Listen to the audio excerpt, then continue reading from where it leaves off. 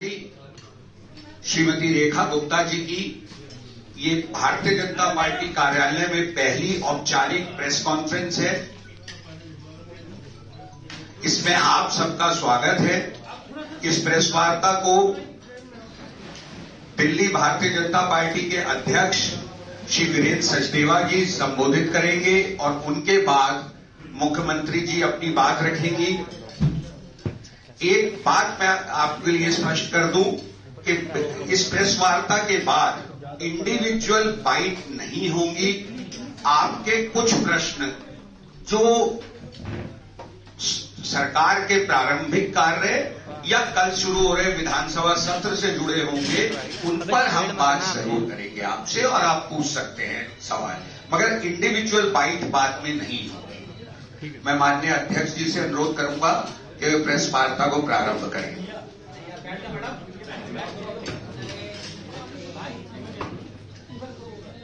Press वार्ता में उपस्थित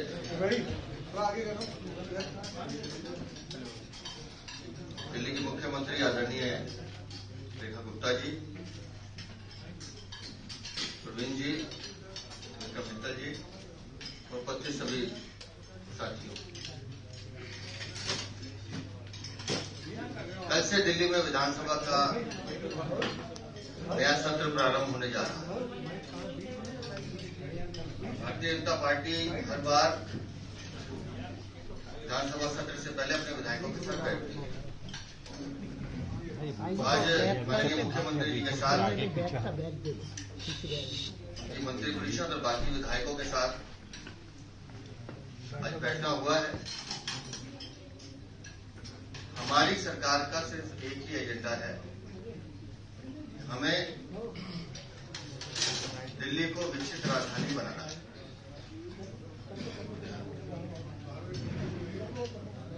और आज की चर्चा में सभी साथियों की ये राय थी कि कैसे हम अपने क्षेत्र में डेवलपमेंट के काम को आगे बढ़ाएं, कैसे हम लोगों के दुख दर्द दूर कर पाएं, उस दिशा में हम लोगों को आगे बढ़ना है। विधानसभा का सत्र है तो निसंदेह विधायकों की शपथ भी होगी, माननीय उपराज्यपाल जी का अभिभाषण भी होगा, उस पर चर्चा भी होगी और जो विधायी कार्य सरकार को करने हैं वो भी किए जाएंगे। लेकिन निश्चित रूप से आज की इस बैठक के बाद ये स्पष्ट है कि हमारी सरकार दिल्ली में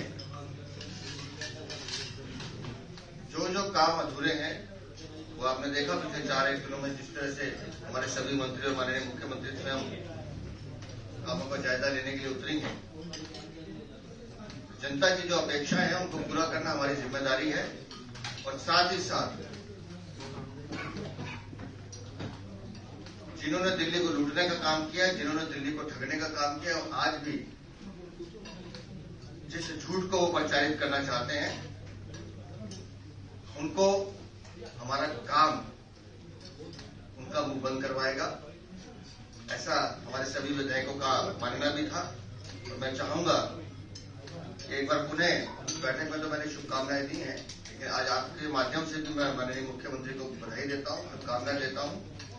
कल से विधानसभा सत्र जो प्रारंभ हो रहा है उसके बाद से लगातार दिल्ली की जनता को जो सौगात मिलनी प्रारंभ होगी और मैं चाहूंगा कि माननीय मुख्यमंत्री एक बार आपके सामने अपना वक्तव्य करें।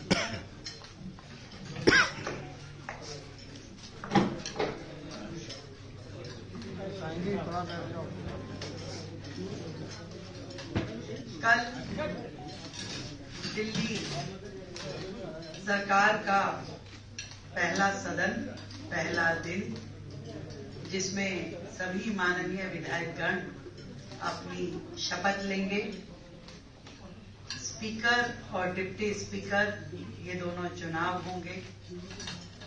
प्रोटेम स्पीकर जो कि कल सुबह माननीय एलजी महोदय के द्वारा उनको शपथ दिलाई जाएगी और 3 दिन का ये सत्र जो हमने इनिशियली किया है,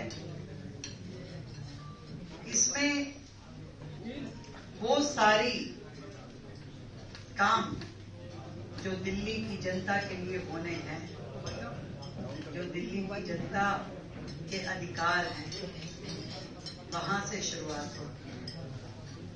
और इस सदन में जो सबसे महत्वपूर्ण बात आने वाली है, जो हमने कही थी कि पहले ही सदन में सीएजी की रिपोर्ट हम सदन के पटल पे रखेंगे। जनता की गाड़ी, खून पसीने की कमाई, जिसका पिछली सरकारों ने दुरुपयोग किया, एक एक रुपए का हिसाब जनता को देना होगा। तो ये जो सदन है, पहला सदन दिल्ली के लिए नए आयाम लेके आएगा। और फिर बार बार एक ही बात कहना चाहूंगी कि दिल्ली के लिए जो हमारी कमिटमेंट्स हैं, वो पूर्णतया खरी हैं और 100% पूरी की जाएगी।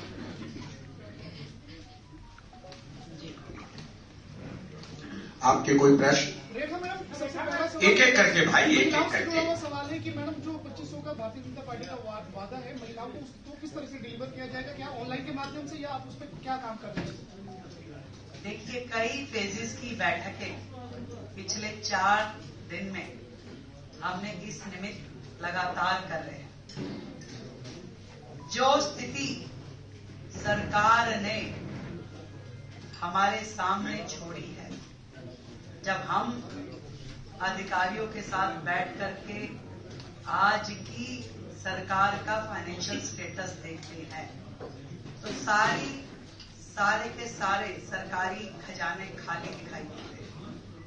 ये दिल्ली की जनता के लिए एक रेगुलर फीचर है, एक रेगुलर काम है बहनों के लिए, और इसकी बहुत ही डिटेल्ड प्लानिंग के साथ में इसे हम जनता के बीच में लाएंगे, निश्चित लाएंगे 1000%। एक minute PTI. Parallel meeting was held today at the Aam Aadmi Party office where Atishi, the former CM, has been decided as the LOP. What do you make of it? किस तरह से ये चीज सबको इफेक्ट करेगी? आपके क्या विचार हैं? देखिए, वो लोग क्या कर रहे हैं, क्या उनकी वर्किंग है, क्या विजन है, पिछले 12 साल में दिल्ली ने देखा है। हमारा ध्यान दिल्ली की जनता पे है, अपने काम पे है, वो जाने उनका काम। ANI।